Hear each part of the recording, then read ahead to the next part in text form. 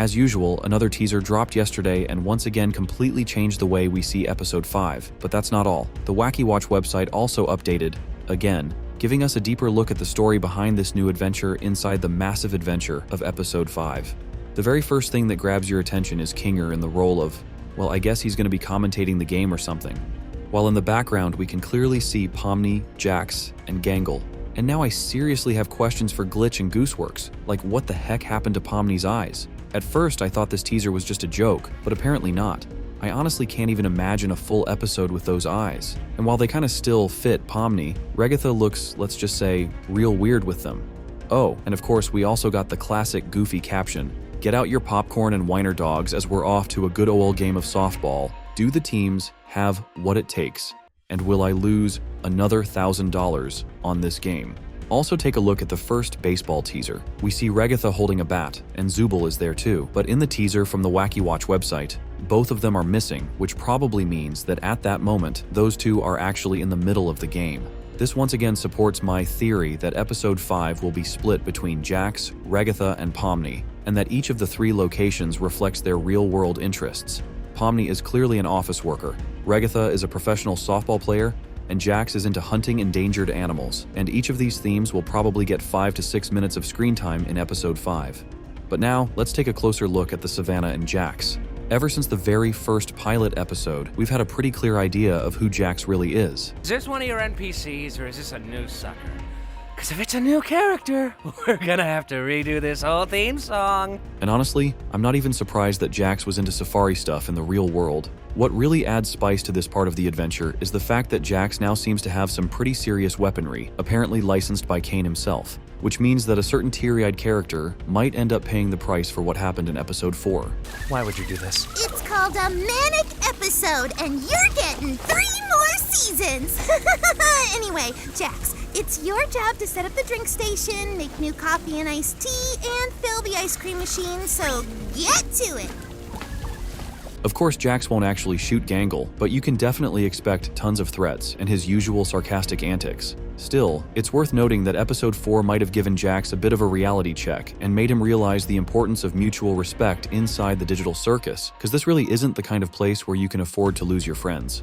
There's a chance that Jax might become just a regular character without that iconic spark. But who am I kidding? It's Jax we're talking about. And while everyone's busy focusing on the new teasers, which we've already broken down in full, I actually want to talk about something way more intriguing, even if it sounds kind of crazy. The topic of new characters in the digital circus. I mean, we all remember that episode 5 is supposed to be the silly before the storm, so there's a real chance that by the end of it, someone might end up like Kaufmo. And if that happens, they'll definitely need someone to replace him. The first season of the amazing digital circus will wrap up after episode 9, but what's even more intriguing is that only 6 episodes will focus on specific characters, with the last one being Jax, who will be fully explored in episode 6. But what comes after that? Could it be that someone will go abstract, leading to a new character joining the cast? Or maybe nothing that dramatic will happen, and the lineup will stay exactly the same as it was in the pilot episode? Here's a little spoiler for you. I have a hunch that the first option is more likely, and Gooseworx's recent post may subtly hint at this. Let's dive into this theory. Right now, there are 2 potential characters who might appear in the amazing digital circus. Woofy and this fabulous snake, Snaker. A perfect name, especially given who he's pictured with. Previously, Queenie was a popular guess, but now we know that her story has officially wrapped up and we'll never see her in the digital circus. Abstracted. I don't recall the exact string of events, but we both ended up in the fort together. And it was dark. The darkness seemed to calm her down a bit. I don't think a new character will appear before episode 8, and there are some solid reasons for that. First, as I mentioned, the deep dive into each character will only finish with episode 6, and at least one more episode is essential to give us a view of all the digital circus residents from the perspective Gooseworx intended. Removing a character right after fully revealing everyone's backstory would feel out of place, but by the end of episode 7, something intriguing could happen. One of the characters might start gradually transforming into what Kaufmo became a year ago. Oh! Kaufmo's been abstracted. That's okay. What is that? It might be that terrible thing I was talking about earlier when you reach your breaking point. Before we figure out what this new character might be like, their personality, how they interact with others, and who they might replace, we need to consider who could actually earn this spot. Snaker is a fresh face, someone we've never seen before, whereas Woofy has already appeared in the digital circus, albeit as an abstracted monster. This could have been an intentional hint from the creators, or it might mean Woofy could somehow return to the digital circus. I'm almost 100% unsure about this though, since as we understand it, each abstracted character didn't end up that way due to Cain or some illness. Instead, they lost their sanity gradually or experienced something truly disturbing, like in Ragatha's case.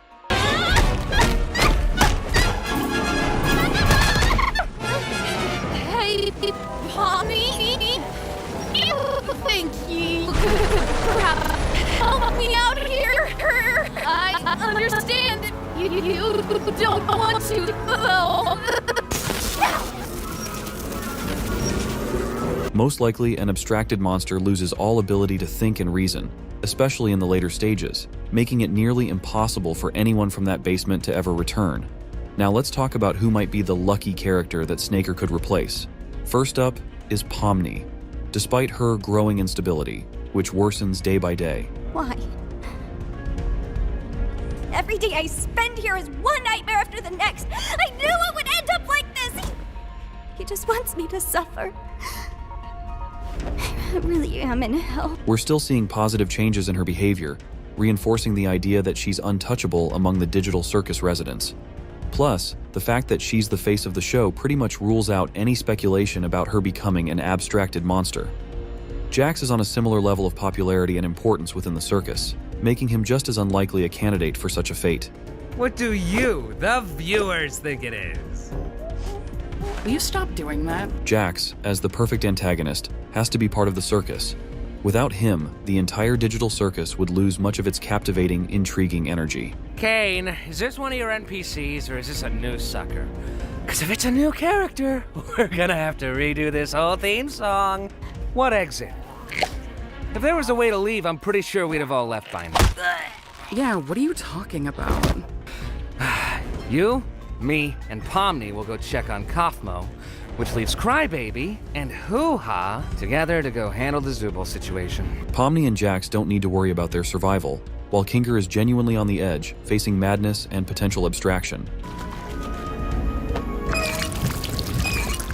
This one's full of syrup too! This man has been through a lot of pain in his life, and that experience left him with emotional scars that haunt him every day. Literally every day, Kinger tries to face his inner demons, and at this pace, his ultimate fate seems to be reuniting with his wife. Watching Kinger's behavior, Sup, fellas? Jax! We found the Zubul hole. What happened? I just remembered a really funny joke. Why did you scream then? we can only sympathize with him and wish him the peace he might only find in the basement. It's likely Gooseworx shares this sentiment, making Kinger the most likely candidate to leave the amazing digital circus by the end of Season 1.